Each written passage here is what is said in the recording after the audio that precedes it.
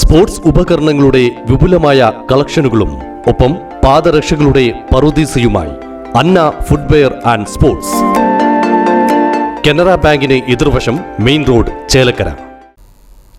മഹാകിരാതരുദ്രയജ്ഞം നടത്തുന്ന പാഞ്ഞാൾ തോട്ടത്തിൽ മനയിലെ ഊട്ടുപുരയിൽ വാരസദ്യ നടന്നു.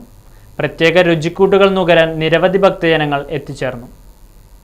ജീവിതത്തിലെ കലയ്ക്കും സാഹിത്യത്തിനും ജീവിതത്തിനും എല്ലാം പ്രാധാന്യം ഒരുപോലെ കൊടുത്തുകൊണ്ടുള്ള ഒരു പരിപാടിയാണ് ഈ വേട്ടേക്കരം പാട്ട്. അപ്പോൾ ഊട്ടിന് വളരെയധികം കൊട്ടിനും പാട്ടിനും ഊട്ടിനും തുല്യ പ്രാധാന്യമാണ്. ഊട്ട് എന്ന് പറഞ്ഞാൽ ഊണ് കൊടുക്കുക, ഭക്ഷണം കൊടുക്കുക.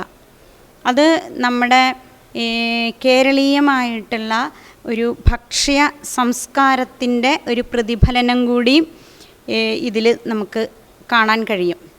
അപ്പോൾ ഇപ്രാവശ്യം വളരെ വൈവിധ്യമേറിയിട്ടുള്ള ഭക്ഷണങ്ങൾ അത് ഒരുക്കി ഇവിടുത്തെ ഭക്തജനങ്ങൾക്ക് ഭഗവാന്റെ തൃപ്രസാദമാക്കി കൊടുക്കുന്നതിലാണ് ഇതിൻ്റെ സംഘാടകർ കൂടുതലായിട്ട് ശ്രദ്ധിച്ചിട്ടുള്ളത്.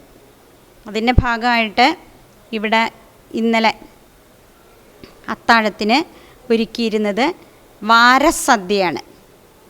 വാരസദ്യ എന്ന് പറഞ്ഞാൽ വാരം അത് ഒരു വൈദികമായിട്ടുള്ള ഒരു ചടങ്ങാണ്. വേദപ്രയോഗത്തിൻ്റെ സാമർഥ്യം, അതിൻ്റെ പ്രാവീണ്യവും അതേപോലെ തന്നെ അതോടൊപ്പം അർഹമായ നല്ല രീതിയിൽ ശുദ്ധമായ രീതിയിൽ സാത്വികമായിട്ടുള്ള ആഹാരം ഉണ്ടാക്കി വളരെ ആദരവോടുകൂടി സമ്പുഷ്ടമായിട്ട് വിളമ്പിക്കൊടുക്കുക. അതാണ് ഇതിൻ്റെ ഒരു ലക്ഷ്യം. അപ്പോൾ ഇന്നലെ അങ്ങനെ വാരസദ്യയാണ് ഇവിടെ അത്താഴത്തിന്. ഇപ്പോൾ പണ്ടല്ല ഇപ്പോഴും നടക്കുന്നുണ്ട്.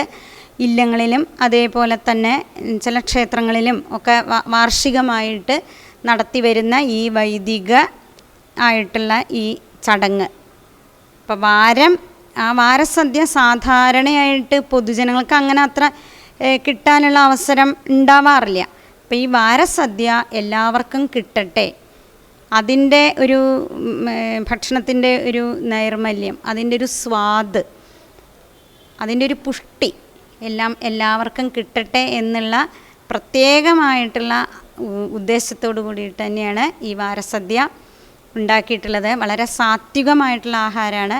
അതായത് ഇപ്പം നമ്മൾ ഉള്ളി അല്ലെങ്കിൽ മസാലകൾ ഇതൊന്നും ഉപയോഗിക്കാതെ വളരെ ശുദ്ധമായി തയ്യാറാക്കുന്ന, എന്നാൽ ലളിതവും നമ്മുടെ ശരീരത്തിനും മനസ്സിനും ബുദ്ധിക്കും വളരെയധികം പുഷ്ടി നൽകുന്ന ഈ വാരസദ്യ മധുരത്തോടു കൂടിയിട്ട് ആണ് ഇന്നലെ ഇവിടെ വിളമ്പിയത്.